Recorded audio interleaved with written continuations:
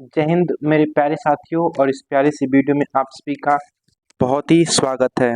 जो भी मेरे साथी यहाँ पर पुलिस कांस्टेबल, एसएससी जीडी या फिर अन्य किसी भी एग्जाम की तैयारी करते हैं जहाँ पर भी हिंदी पाठ्यक्रम है, उन सभी साथियों के लिए ये वीडियो काफ़ी महत्वपूर्ण होने वाला है।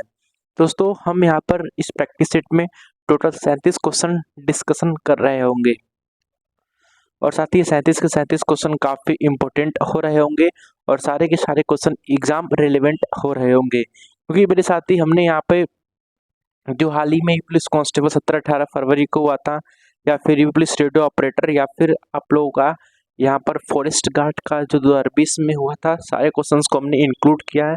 प्लस कैसे क्वेश्चंस पूछे जा सकते हैं आपके एग्जाम में, उसको भी हमने यहाँ पर इंक्लूड करने का काम किया है। तो साथ ही आप लोग यहाँ पर 37 क्वेश्चन को यहाँ पर लगा रहे होंगे। क्वेश्चंस का लेवल आप नहीं डिसीजन कर ले रहे होंगे यहाँ पर क्वेश्चंस आसान है या फिर कठिन है। मेरे साथ ही सारे के सारे ऐसे क्वेश्चंस हैं जो एग्जाम में पूछे जा सकते हैं।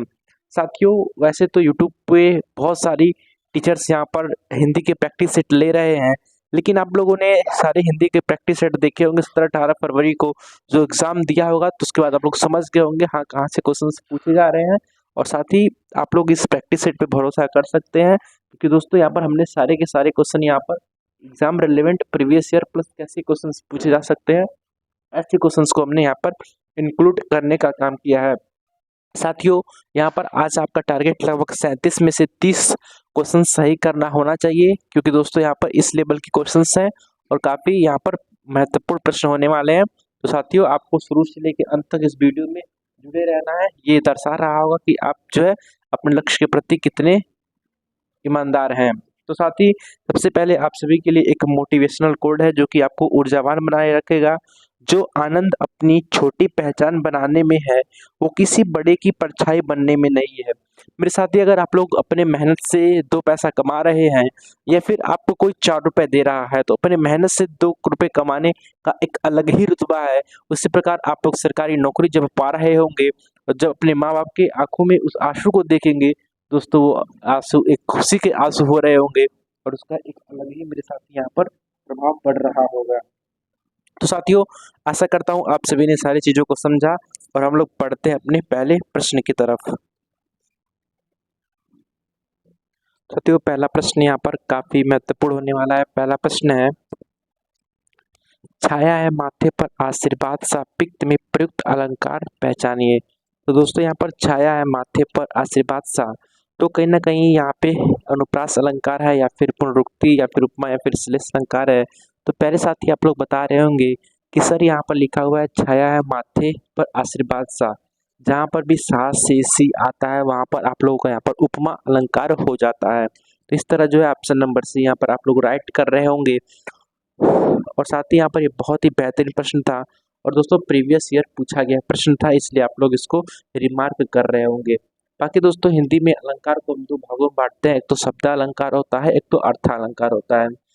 आप लोगों का अर्थालंकार में जो कि अर्थ के द्वारा यहाँ पर कमाल होता है और शब्द अलंकार में शब्दों के द्वारा यहाँ पर कमाल देखने को मिलता है। साथियों, बढ़ते हैं अपने अगले प्रश्न की तरफ।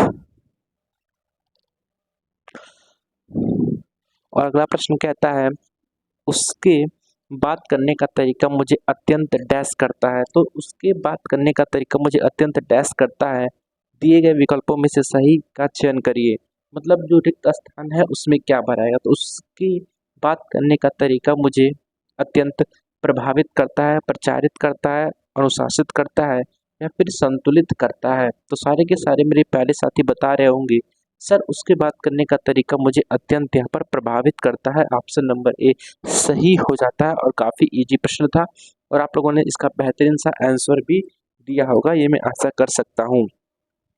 साथ ही बढ़ते अपने अगले प्रश्न की तरफ और अगला प्रश्न हमारा क्या कहता है।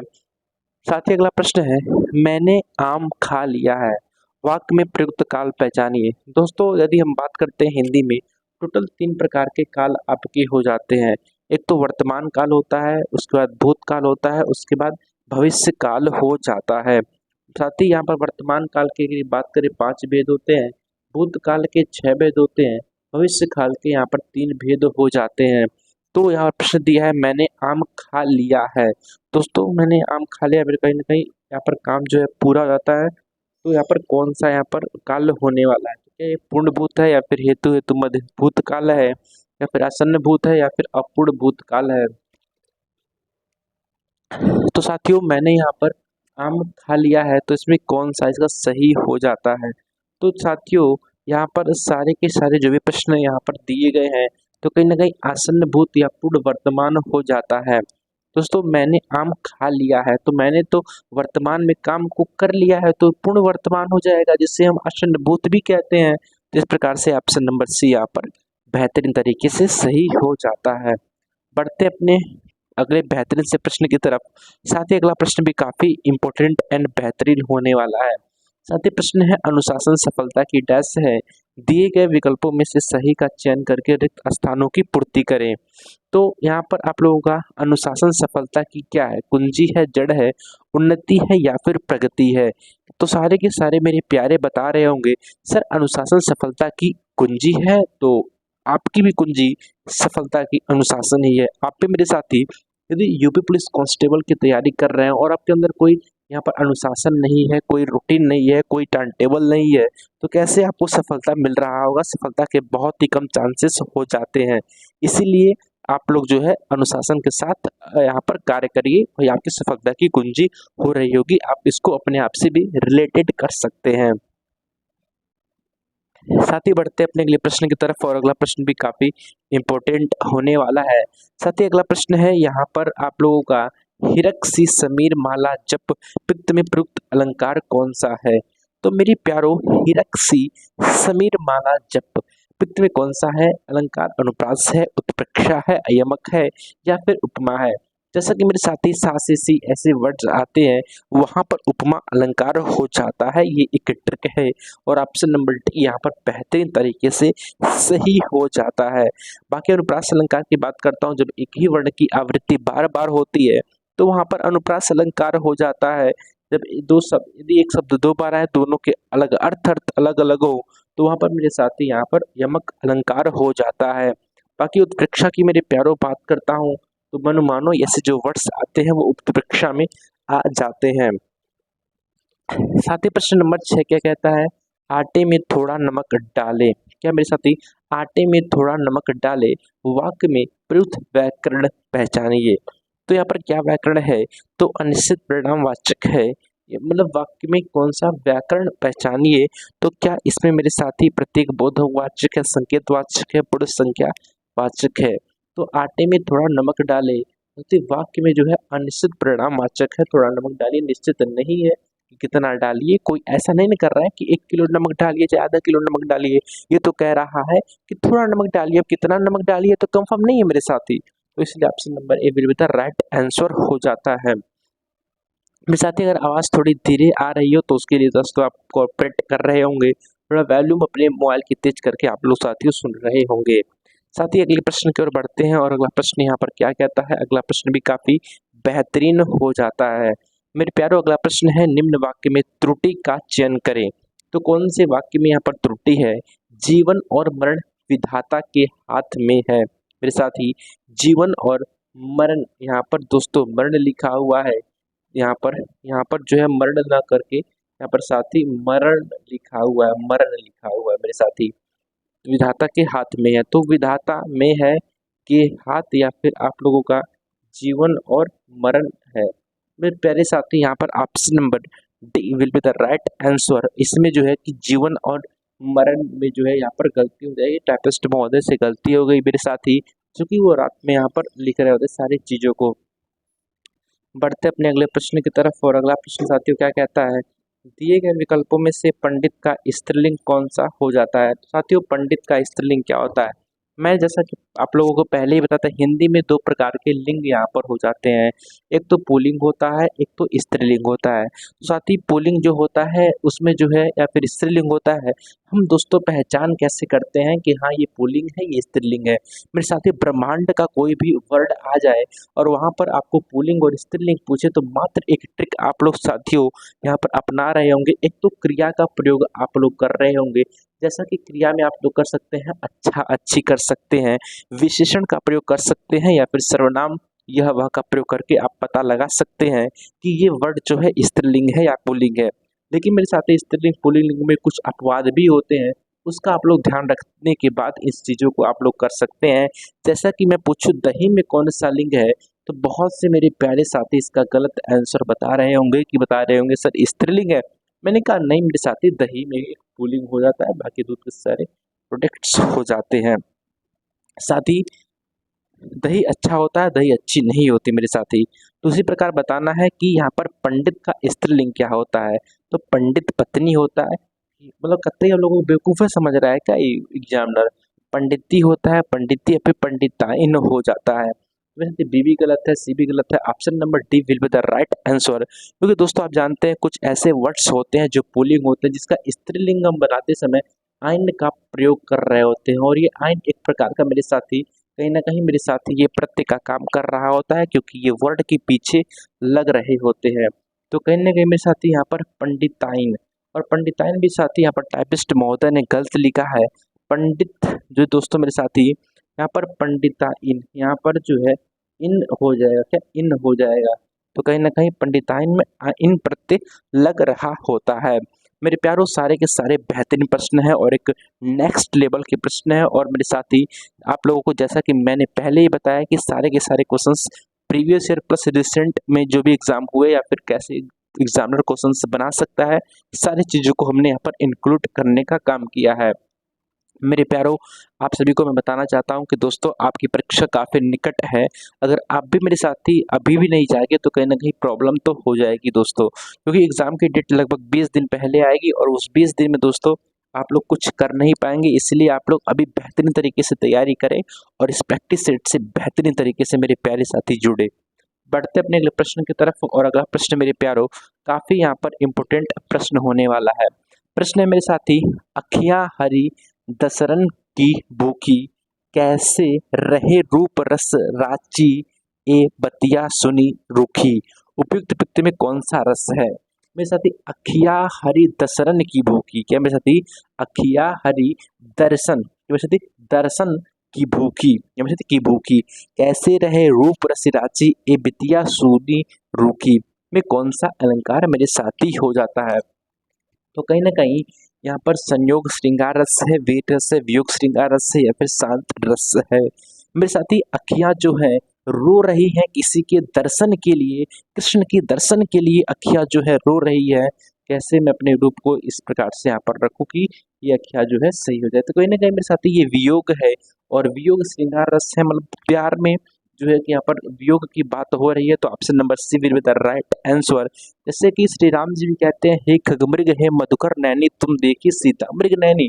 तो ये भी कहीं ना कहीं मेरे साथी वियोग का ही श्रृंगार हो जाता है। तो option number C will be the right answer this questions. मेरे प्यारों बढ़ते अगले प्रश्न की तरफ, और अगला प्रश्न भी काफी इंपॉर्टेंट होने वाला है। मेरे साथी अगला प्रश्न है, कनक कनकते सौगुनी, माँ दत्ता अधिकाय, या खाए बौराए नर, या पाए बौराए। मेरे प्यारों यहाँ पर बताना है आप सभी को कौन सा यहाँ पर अलंकार होने वाला है, उपमा, यमक, अनुप्रास, या फिर मेरे प्यारे साथी श्लेष अलंकार होने वाला है। दोस्तों जब एक ही वर्ड दो बार आए और दोनों के अर्थ अलग अलग हो मेरे प्यारे, जैसे कनक कनक, यहाँ पर एक कनक का मतलब धतूरा, एक कनक का मतलब सोना होता है। तो इस प्रकार से जब दो शब्द एक ही बार आए, दोनों का अर्थ अलग अलग हो, तो वहां पर मेरे प्यारो यमक अलंकार हो जाता है। Option number B will be the right answer. जबकि उपमा मैंने पहले आप लोगों को बताया, अनुप्रास बता चुका हूँ। श्लेष की बात करता हूँ तो मेरे साथी जहाँ एक शब्द के अनेक अर्थ निकलते हैं, तो वहां पर श्लेष अलंकार हो जाता है। जैसे कविरन को खोजत फिरत कवि व्यभिचारी चोर, ये श्लेष अलंकार का एक महत्वपूर्ण उदाहरण हो जाता है। मेरे प्यारों बढ़ते हैं अपने अगले बेहतरीन से प्रश्न की तरफ, और अगला बेहतरीन सा प्रश्न आपके सामने हो जाता है। साथी प्रश्न है, मंगल भवन अमंगल हारी, क्या साथी यहाँ पर मंगल भवन अमंगल हारी, त्रबहुस सो दशरथ अजर बिहारी, इसमें कौन सा अलंकार हो जाता है? तो क्या यहाँ पे सोरठा है, सवैया है, चौपाई है, फिर दोहा है। मेरे साथी आप लोग यहाँ पर गिनती कर रहे होंगे कि यहाँ पर गिनती करेंगे तो कहीं ना कहीं मेरे साथी यहाँ पर एक दो तीन, यहाँ पर इस प्रकार से आप इसको दो गिन रहे होंगे, एक तीन, साथी एक दो तीन चार पाँच छः सात आठ नौ 10 11 12 13 14 15 और आपका ये जो है कि 16।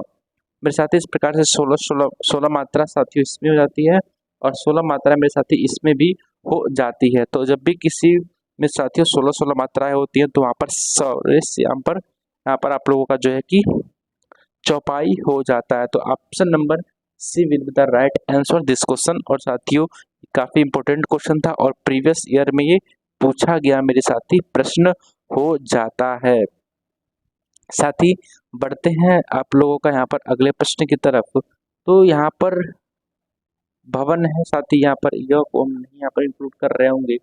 यहाँ पर 16 मात्राएं हो जाती हैं तो ऑप्शन नंबर सी यहाँ पर सही हो जाता है। बढ़ते हैं अपने अगले प्रश्न की तरफ और अगला प्रश्न है निम्नलिखित में से कौन सी पुस्तक रामचंद्र शुक्ल द्वारा लिखी गई है। साथियों रामचंद्र शुक्ल एक प्रसिद्ध यहाँ पर लेखक है और उनकी रचना कौन सी है। तो क्या उनकी रचना कविता के प्रतिमान या फिर यमगाथा या फिर हिंदी साहित्य का इतिहास या फिर निबंध संग्रह हो जाता है। तो साथियों इनमें से जो है कि रामचंद्र शुक्ल की कौन सी पुस्तक है।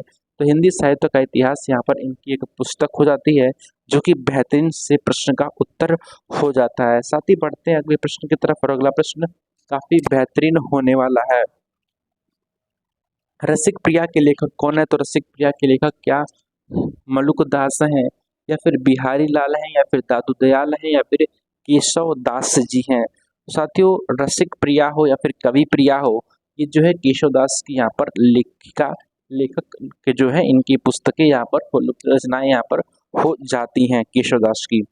साथ ही बढ़ेंगे अपने अगले प्रश्न की तरफ और अगला प्रश्न भी काफी यहाँ पर बेहतरीन होने वाला है। साथ ही प्रश्न है अल्प शब्द का विलोम क्या हो जाता है। साथियों अल्प का विलोम क्या होगा, कई होगा, बहुत हो गया, बहुल होगा या फिर सर्व हो जाएगा। तो साथ ही यहाँ पर अल्प का विलोम जो है बहु यानी ऑप्शन नंबर सी यहाँ पर हो जाता है, अल्प का विलोम बहु हो जाता है। साथियों ये काफी इंपॉर्टेंट क्वेश्चन था और बढ़ते अपने अगले प्रश्न की तरफ और अगला प्रश्न यहाँ पर साथियों क्या कहता है। अगला प्रश्न है यहाँ पर अंबर शब्द का समानार्थी शब्द कौन सा नहीं है। साथियों यहाँ पर नहीं लिखा है तो आप लोग इस चीज को ध्यान में देंगे, ये नहीं कि अंबर पढ़े और बहुत ही आसान आप लोगों को प्रश्न लगा और अंबर का आकाश मार के आ गए और यहाँ पर आके मिलाने के बाद लगा कि देखिए सर यहाँ पर तो प्रश्न का आंसर ही हमने यहाँ पर गलत कर दिया है। साथियों ऐसी गलती आपको नहीं करनी है, इन सारी चीजों को ध्यान रखेंगे तभी आप साथियों यहाँ पर एग्जाम निकाल रहे होंगे और कहीं ना कहीं एक सीट आप लोग तय कर रहे होंगे। साथ ही अंबर शब्द का समानार्थी कौन सा नहीं है। तो क्या आकाश नहीं है या फिर कपास नहीं है या फिर वस्त्र नहीं है या फिर धातु नहीं है। तो साथ ही अंबर का आकाश तो होता है साथी और आप लोग बता रहे होंगे सर कपास भी होता है, वस्त्र भी होता है। तो कहीं ना कहीं मेरे प्यारों यहाँ पर धातु तो नहीं होता है। धातु और अंबर का क्या रिलेशन है, कोई रिलेशन नहीं है मेरे साथी। तो इस प्रश्न का उत्तर ऑप्शन नंबर डी यहाँ पर बेहतरीन तरीके से सही हो जाता है। और अगला प्रश्न मेरे प्यारे साथियों काफी प्यारा प्रश्न हो जाता है। अगला प्रश्न है जूट शब्द का प्रवाची कौन सा नहीं हो जाता है मेरे साथी। तो जूट का प्रवाची कौन सा नहीं है, मिथ्या, वचन, मृषा या फिर असत्य। साथी जूट का तो यहाँ पर मिथ्या भी होता है मेरे प्यारों, मृषा भी होता है, असत्य भी होता है, बट मेरे साथी यहाँ पर वचन नहीं होता है। वचन कहाँ से हो जाएगा, झूठा मतलब असत्य हो गया, मृषा हो गया, मिथ्या हो गया, लेकिन वचन यहाँ पर इसका प्रवाची नहीं हो जाता है। मेरे साथी क्वेश्चंस के लेवल को देखकर आप ये नहीं कंक्लूड कर रहे होंगे कि सर आज का प्रैक्टिस सेट काफ़ी इजी है। नहीं मेरे साथी, आप लोग चूंकि लगातार कंटिन्यू स्टडी कर रहे हैं इसलिए दोस्तों आपको ये प्रैक्टिस सेट आसान लग रहा है। लेकिन मेरे साथी मैं ये दावे के साथ कह सकता हूँ दोस्तों ऐसे ही प्रश्न पुलिस कांस्टेबल में पूछे जाएंगे। अगर आपको नहीं भरोसा है, जैसा कि 17-18 फरवरी को जो एग्ज़ाम हुआ उसमें भी बहुत सारे स्टूडेंट्स बहुत ही एडवांस लेवल की चीज़ें पढ़ के गए थे लेकिन देखने को वही इजी चीज़ें दिखी जो हमने आप सभी को बताया था। इसलिए साथ ही बातों को मानिए और हमारे द्वारा जो भी सजेशंस दिए जा रहे हैं उसको फॉलो कीजिए, कहीं ना कहीं आप लोग सिलेक्शन ले रहे होंगे इसके द्वारा। साथ ही बढ़ते अपने अगले प्रश्न की तरफ और अगला प्रश्न भी काफ़ी बेहतरीन सा होने वाला है। दोस्तों अगला प्रश्न तो काफ़ी हर एक एग्ज़ाम या फिर पुलिस कांस्टेबल, रेडियो ऑपरेटर या फिर हाल ही में सीआरपीएफ हर एक एग्ज़ाम में पूछा गया ये प्रश्न है कि निम्नलिखित में से कौन सा चिन्ह योजक चिन्ह के रूप में प्रयुक्त होता है। दोस्तों ये भी प्रश्न आपको आसान लग रहा होगा चूंकि आप लोगों ने इसे पढ़ रखा है तो साथ ही ऑप्शन नंबर सी जो है यहाँ पर ये आपका जो है कि योजक चिन्ह हो जाता है, जबकि ये तो आप लोग जानते हैं साथ ही यहाँ पर संबोधन हो जाता है और ये आप लोगों का यहाँ पर ये जो है अपूर्ण विराम हो जाता है। इस प्रकार से आप इसको समझ सकते हैं साथी। और ये जो है आपका साथियों यहाँ पर पूर्ण विराम हो जाएगा। साथियों ये आपका अर्धविराम है और आपका ये जो है अगला प्रश्न की बात करते हैं साथी। अगला प्रश्न क्या है, निम्न में से कौन से वाक्य में अपूर्ण वर्तमान काल का प्रयोग हुआ है। तो आप लोग बता रहे होंगे सर कि यहाँ पर किसमें हुआ है। तो इसका सही आंसर क्या, पार्थ खेलता है, पार्थ खेल रहा है, पार्थ खेलता होगा, पार्थ खेल रहा होगा। तो साथ ही यहाँ पर आपको बताना है अपूर्ण वर्तमान में कोई काम पूरा न हुआ हो, पार्थ खेल रहा है। जरूरी थोड़ी ना है कि पार्थ खेल चुका है, पार्थ जो है प्रेजेंट टाइम में कंटिन्यू है, तो अपूर्ण ही तो है, पूरा तो नहीं हुआ है ना कि खेल चुका है। इसलिए जो है ऑप्शन नंबर बी यहाँ पर सही हो जाता है। बढ़ते अपने अगले प्रश्न की तरफ और साथ ही अगला प्रश्न भी काफी इम्पोर्टेंट होने वाला है। साथियों अगला प्रश्न कहता है कि निम्नलिखित में कौन से वाक्य में संदिग्ध भूतकाल का प्रयोग किया गया है। तो साथी संदिग्ध भूतकाल का प्रयोग किसमें किया गया है, मैंने निबंध लिखा है, मैंने निबंध लिखा, या फिर मैंने निबंध लिखा होगा, या फिर यदि मैंने निबंध लिखा होता तो मुझे इनाम अवश्य मिलता। तो साथ ही यहाँ पर संदिग्ध भूतकाल की बात करता हूँ तो मैंने निबंध लिखा होगा, तो मैंने भूतकाल में संदिग्ध है कि मैंने निबंध लिखा होगा, इसलिए ऑप्शन नंबर सी यहाँ पर सही हो जाता है। साथ ही बढ़ते अपने अगले प्रश्न की तरफ और अगला प्रश्न मेरे प्यारे साथी काफी बेहतरीन प्रश्न है। क्षीर का पर्यायवाची यहाँ पर क्या हो जाता है। तो क्षीर का पर्यायवाची मेरे साथी क्या खीर होगा, या फिर जल होगा, या फिर दूध होगा, या फिर नीर हो जाएगा। तो क्षीर का जो पर्यायवाची है वो कहीं ना कहीं दूध, ऑप्शन नंबर सी हो जाएगा। पर मेरे कुछ मूर्ख साथी क्षीर की जो है पर्यायवाची यहाँ पर खीर भी बता रहे होंगे, तो मैं उन साथियों को बताना चाहता हूँ साथी, यदि मैं इसके क्षीर की तत्सम नहीं, क्षीर जो है तत्सम शब्द है, इसके तद्भव की बात करूंगा तो वो आपका खीर हो जाएगा, जबकि पर्यायवाची की बात करूंगा तो वो आपका दूध हो जाएगा। तो आप लोग आशा करता हूँ आप लोगों ने इसको समझ ही लिया होगा। मेरे प्यारो अगला प्रश्न क्या कहता है, अगला प्रश्न है संस्कृत से विकृत होकर आने वाला शब्द को क्या कहा जाता है। उसे हम देशज कहेंगे, प्रांतिक कहेंगे, तद्भव कहेंगे, या फिर तत्सम कह रहे होंगे। तो साथ ही संस्कृत से जो विकृत होकर यहाँ पर आने वाला शब्द जो होता है, तो उसे हम जो साथियों क्या कह रहे होते हैं, इसका आप लोग यहाँ पर सही आंसर बता रहे हैं। साथियों इसका सही आंसर ऑप्शन नंबर सी जो है तत्भव हो जाता है, जो कि बेहतरीन सा इसका आंसर हो जाता है। साथ ही अगला प्रश्न है निम्नलिखित में से तत्सम शब्द कौन सा है। तो तत्सम शब्द क्या अस्थि, बेगम, चपरासी, या फिर जमीन हो जाता है। सारे के सारे मेरे प्यारे साथी बता रहे होंगे सर यहाँ पर जो अस्थि है ना वो तत्सम शब्द है, जबकि बेगम, चपरासी, जमीन ये सारे जो है एक तत्भव शब्द हो जाते हैं। साथ ही आप लोगों ने इसका बेहतरीन सा आंसर दिया। और साथियों में मैं बताना चाहता हूँ कि आप लोगों को दोस्तों यहाँ पर अंत तक जुड़े रहना है, और आगे जो है बहुत ही शानदार शानदार प्रश्न आपको देखने को मिल रहे होंगे। साथ ही अगला प्रश्न यहाँ पर है, अगला प्रश्न साथियों यहाँ पर क्या कहता है, अगला प्रश्न है बेताल पच्चीसी किस विशेषण का उदाहरण है। साथी जो बेताल यहाँ पर पच्चीसी है, पच्चीसी नहीं मेरे साथी यहाँ पर है बेताल पच्चीसी, साथी बेताल यहाँ पर पच्चीसी। तो जो बेताल पच्चीसी है मेरे साथी, वो आप लोगों का किस विशेषण का उदाहरण है। तो क्या वो अपूर्ण संख्यावाचक है, समुदायवाचक है, पूर्ण संख्यावाचक है, या फिर कर्मवाचक है।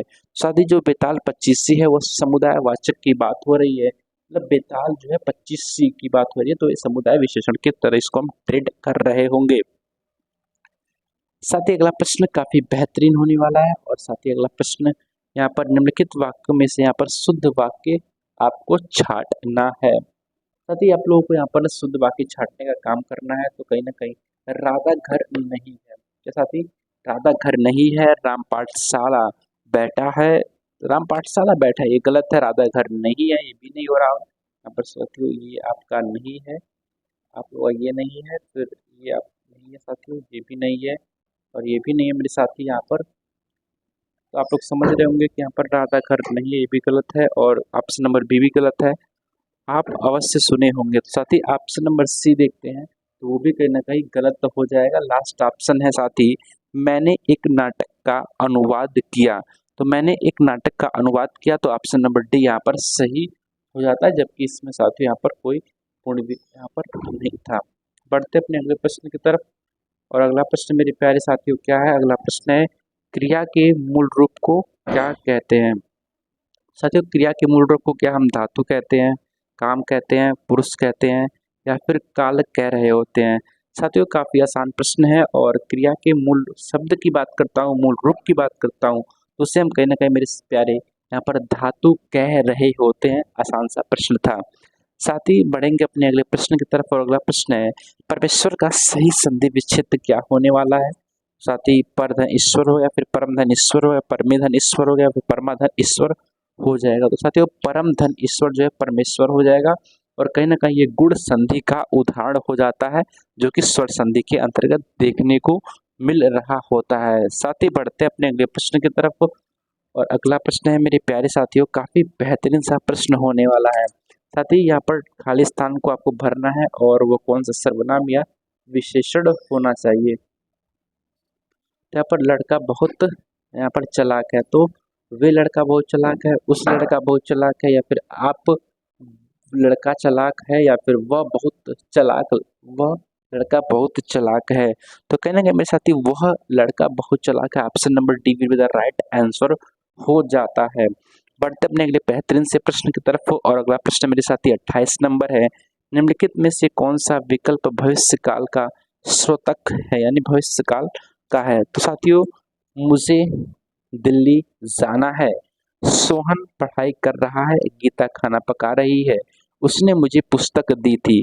तो साथी, मुझे दिल्ली जाना है, तो कहना भविष्य की बात हो रही है कि मुझे दिल्ली जाना है। ऐसा तो है नहीं कि मैं दिल्ली चला गया फिर मैं जा रहा हूँ, मुझे दिल्ली जाना है, पता नहीं भी जाना है कि नहीं जाना है, भविष्य के बारे में अभी सोच रहा हूँ। तो ऑप्शन नंबर ए यहाँ पर सही हो जाता है।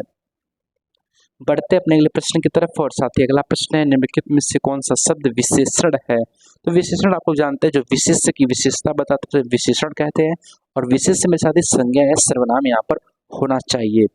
तो आप लोग बता रहे होंगे क्या तालव्य है? साथियों, तालव्य तलव्य नहीं, तालव्य होता है परिष्कार है, या फिर पुरुष है, या फिर कुटुंब है। तो साथ ही जो तालव्य हो जाता है वो एक प्रकार का विशेषण है, और विशेषण पहचानने के लिए उसके पीछे विशेष्य का प्रयोग कर रहे होते हैं। साथ ही क्वेश्चन नंबर यहाँ पर 30 काफी बेहतरीन है। रघुकुल रीत सदा चली आई, प्राण जाए पर वचन न जाए, पित्त में कौन सा अलंकार हो जाता है? साथ ही रघुकुल र की आवृत्ति बार बार हो रही है, तो कहीं ना कहीं यहाँ पर अनुप्रास अलंकार हो जाएगा। लेकिन साथ ही अनुप्रास के भी 5 प्रकार हो रहे होते हैं, उन पांचों में से कौन सा होने वाला है? तो क्या यहाँ पर अंत्यानुप्रास होगा, या फिर सूत्रानुप्रास होगा, या फिर वृत्यानुप्रास, या फिर लाटानुप्रास हो जाएगा? तो साथ ही रघुकुल रीत सदा चली आई, साथ ही एक ही जगह से ये आवृत्ति होगी, तो अंत्यानुप्रास हो जाएगा। Option number A will be the right answer this questions. साथ ही बढ़ेंगे अपने अगले प्रश्न की तरफ। और अगला प्रश्न भी काफी बेहतरीन होने वाला है। साथियों, अगला प्रश्न आपके सामने है, विरोध पक्ष का वाक्यांश के लिए एक सार्थक शब्द कौन सा है? तो जो विरोध पक्ष का होता है, तो उसे हम क्या कहेंगे? उसे दोस्तों हम पक्ष ही तो कहेंगे। ऑप्शन नंबर बी यहाँ पर सही हो जाता है। साथ ही क्वेश्चन नंबर 32 है, बाग बाग होना मुहावरे का सही अर्थ क्या हो जाता है? तो भैया, हमको पुलिस कांस्टेबल में नौकरी मिल गई, और हम साथी यहाँ पर बाग बाग हो गए, यानी खुश होना। Option number C will be the right answer हो जाता है। साथ ही अगले प्रश्न की ओर बढ़ते हैं। और अगला प्रश्न मेरे साथियों क्या कहता है, वर्णमाला किसे कहते हैं? तो साथियों, ये काफी इजी प्रश्न है। तो जो व्यवस्थित वर्ण समूह को जो है यहाँ पर हम वर्णमाला कह रहे होते हैं, वर्णों को हम एक व्यवस्थित क्रम में लगाते हैं, उसे ही हम वर्णमाला कह रहे होते हैं। अगला प्रश्न है, निम्न में से कौन सा शब्द अमात्रिक है, यानी जिसमें मात्रा नहीं लगा हुआ है? तो कारखाना में भी दोस्तों यहाँ पर आ की मात्रा लगा हुआ है, अभी इसमें ई की मात्रा लगा है। यहाँ पर आप चचहाट में भी आ का मात्रा लगा हुआ है, लेकिन कलरों में यहाँ पर कोई मात्रा नहीं लगा है।